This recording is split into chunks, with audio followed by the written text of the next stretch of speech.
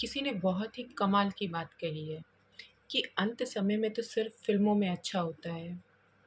असल ज़िंदगी में अंत में कुछ भी अच्छा नहीं होता। जो करना है अभी कर लो, क्योंकि अंत में सिर्फ अंतिम संस्कार होता है।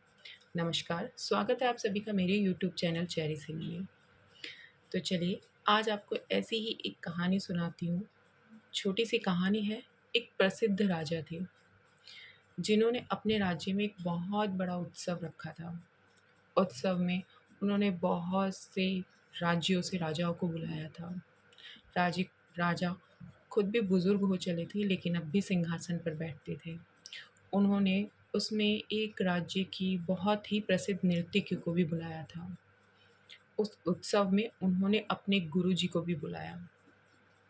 उन्होंने उस सभा का आयोजन किया और खुद सिंहासन पर बैठ गए। सब लोग आ गए।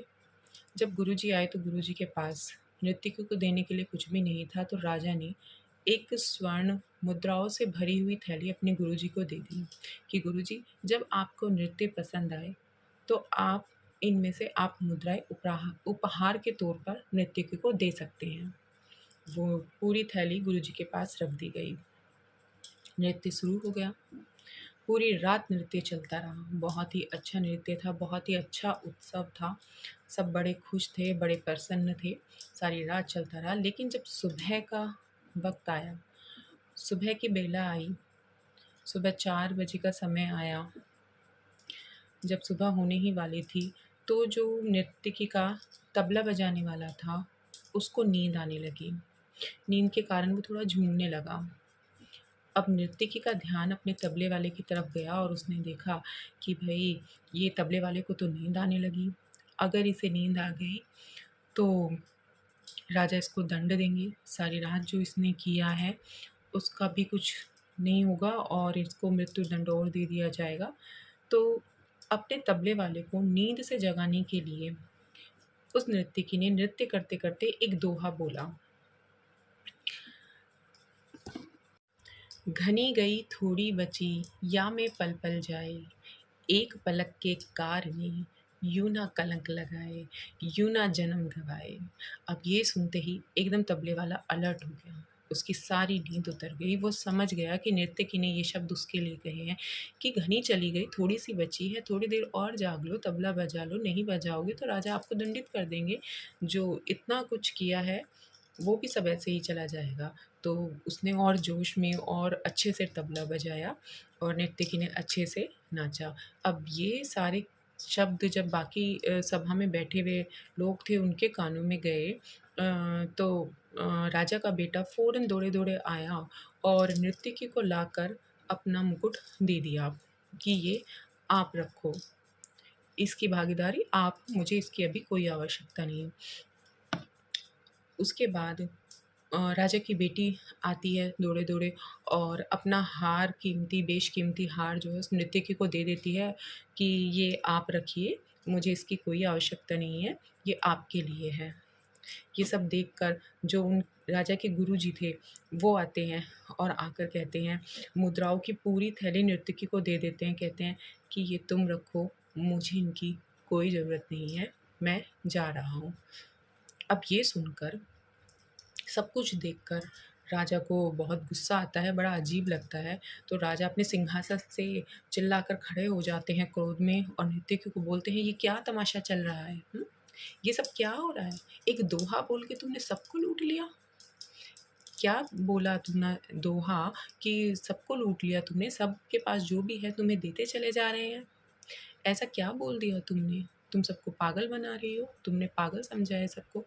बस इतनी बात सुनकर गुरुजी बोले कि राजा साहब चुप रहिए, आपको इसे कुछ भी कहने की ज़रूरत नहीं है। ये तो वो नर्तकी है जिसने हमारी आज आँखें खोल दी, मेरी आँखें खोल दी हैं, इसके दोहे ने मेरी आँखें खोल दी हैं।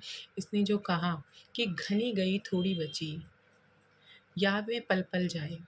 अरे! अब मेरी तो पूरी उम्र जो है तपस्या करते हुए, जंगलों में समय बिताते हुए चली गई पूजा-पाठ में, अब कितनी-सी मेरी बची थी। उसमें आके जो है आपके कहने पर मैं नर्तकी का नृत्य देख रहा हूँ। एक कलंक लगा लूँगा अपने ऊपर। मैं अब वापस जा रहा हूँ और मैं अपना जाके भगवान में लीन होऊँगा, पूजा पाठ करूँगा, इसने मेरी आँखें खोल दी। ये कह के गुरुजी वहाँ से चले गए। फिर उन राजा का बेटा बोल पड़ा, उसने कहा कि पिताजी, आज इनकी वजह से मेरी आँखें खुल गई। मैं आज अपने सिपाहियों के साथ मिलकर आज रात आपको मारने वाला था। क्योंकि आप इतने वृद्ध हो चुके हैं, इतनी उम्र आपकी हो चुकी है और आप सिंहासन छोड़ने का नाम ही नहीं ले रहे, कुर्सी छोड़ने का नाम ही नहीं ले रहे, मुझे राजा बनने का मौका ही नहीं दे रहे। तो मैं आज आपको मारने वाला था, लेकिन जब इन्होंने ये दोहा बोला कि घनी गई थोड़ी बची, तो मैं समझ गया कि आपकी घनी तो चली गई, अब तो थोड़ी बहुत ही बची है। या मैं पल-पल जाए, ये भी पल-पल चली जाएगी। एक पलक के कारणे काहे कलंक लगाए, काहे जन्म गवाए। तो मैं अपने ऊपर क्यों कलंक लगाऊँ? आज नहीं तो कल आप मरेंगे ही और ये सिंहासन मुझे कभी ना कभी सौंप ही देंगे। तो मुझसे आज बहुत बड़ा मुझे कलंक लगने से बच गया, इसलिए मैंने इन्हें अपना मुकुट दे दिया। उसके बाद जो है राजा की बेटी बोलती है कि पिताजी, मैं इतनी उम्र की हो चुकी हूँ, आप अभी तक मेरा विवाह नहीं कर रहे थे, तो मैं भी आज एक व्यक्ति के साथ भागने वाली थी, जाने वाली थी आज रात, लेकिन इनके दोहे ने मेरी आँखें खोल दी। मुझे समझ में आ गया कि जहाँ मैं इतने समय से रुकी हुई हूँ शादी के लिए, कि अब तो आप मेरा विवाह कभी ना कभी कर ही देंगे, अब मेरी इतनी उम्र हो गई है, तो मैं क्यों कलंक लगा रही हूँ? सारी मैंने इतनी जो अच्छे से उम्र मेरी बीती है, वो सारी मैं क्यों एक पलक लगा के ख़राब कर दूँ? इसलिए मैंने अपना हार इसे दे दिया।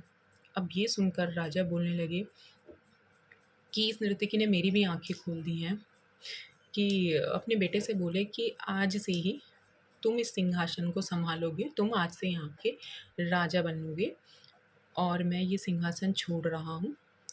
मैं भी कहीं जाके अब भक्ति में समय लीन करूँगा अपना, क्योंकि मेरी भी ज़्यादा चली गई है, घनी चली गई है, थोड़ी ही बची है, मुझे भी उसमें पूजा-पाठ करना चाहिए, कुछ अच्छा करना चाहिए। तो आज से ये सिंहासन तुम्हारा होगा। और फिर अपनी पुत्री से कहा कि पुत्री, मुझे क्षमा करो, तुम्हारी इतनी उम्र हो गई और मैंने तुम्हारा विवाह नहीं किया। तो आज मेरे राज्य में जो है, एक से एक राज्य के राजा आए हुए हैं, राजकुमार आए हुए हैं, तो तुम इनमें से कोई भी अपने लिए वर चुन लो और उसके गले में वरमाला डालकर अपना विवाह सुनिश्चित कर लो। ऐसा ही हुआ।